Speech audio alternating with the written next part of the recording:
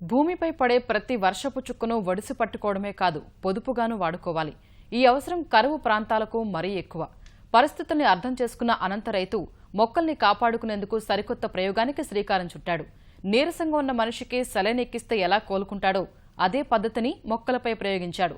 పైసా ఖర్చు లేకుండా సరికొత్త బిందు సేద్య పద్ధతి కనిపెట్టి విజయం సాధించాడు. అనంతపురం జిల్లాలో ఏళ్లుగా కరువు తాండవిస్తూనే ఉంది. చాలా మండలాల్లో బోర్లు పూర్తిగా అడుగంటాయి. నీరు లేక రైతులు పండ్ల తోటలను వదిలేస్తున్న దయనీయ స్థితి. ఎక్కడైనా కొద్దిగా నీరున్నా పూర్తి స్థాయిలో వినియోగించుకోలేని దైన్యం. కరెంటు ఉన్నప్పుడు మోటారుతో మొక్కల మొదళ్లు తడిపే ప్రయత్నం చేస్తున్నా పూర్తిగా కాపాడుకోలేని పరిస్థితి. ఇలాంటి బాధలన్నీ పడిన కనగానపల్లి మండలం ముక్తాపురం రైతు శివారెడ్డి చివరికి ఓ సరికొత్త ప్రయోగం చేశాడు. జబ్బు చేసిన రోగులకు సెలైన్ బాటిల్ ద్వారా చుక్క చుక్క మందు అందించడాన్ని గమనించి మొక్కలను కాపాడుకునేందుకు అదే పద్ధతిని ఉపయోగిస్తే ఫలితం ఉంటుందని భావించాడు. అనుకున్నదే తడవుగా వృధాగా పడి ఉన్న నీళ్ల సీసాలు, ఆస్పత్రి బయటపడేసిన సెలైన్ పైపులను సేకరించాడు. బాటిల్ అడుగు భాగాన్ని తొలగించి మూత ఉన్న వైపు సెలైన్ పైపులను అమర్చాడు. దానిని మొక్కకు తగిలించి బాటిల్లో నీరు పోశాడు. ఇలా చుక్కలు చుక్కలుగా మొక్కకు నీరందేలా చేశాడు.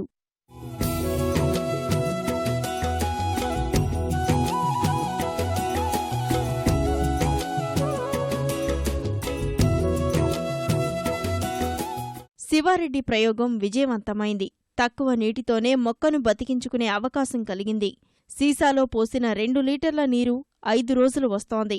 తన పొలంలో సుమారు 150 మొక్కలు ఉన్నాయి. అన్నింటికీ బాటిళ్లను కట్టి సెలైన్ పైపుల ద్వారా నీటిని అందిస్తున్నాడు. సాధారణంగా 2 ఏళ్ల వయసున్న మొక్కలకు 15 రోజులకోసారి నీరు పెట్టాలి. దీనికి నెలకు 4 ట్యాంకర్ల నీరు అవసరం.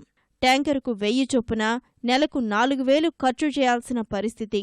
వాటర్ బాటిల్ పద్ధతి ద్వారా ఒకసారి నీరు పెడితే 5 రోజులు తేమ ఉంటుంది.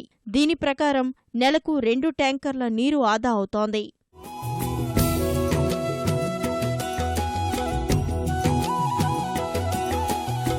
మూడు ఎకరాల మామిడి తోట పెట్టిన.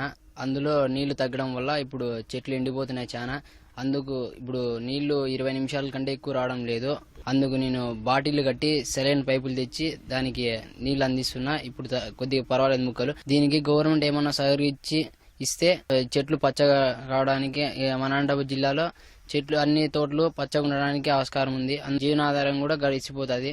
కరువు ప్రాంతాల్లో బిందు సేద్యం విధానాన్ని ఎక్కువ మంది అనుసరిస్తున్నారు. కానీ దీనికి భారీగానే వ్యయమవుతోంది. విద్యుత్ కూడా అవసరం. శివారెడ్డి ప్రయోగంలో ఇవేమీ లేవు.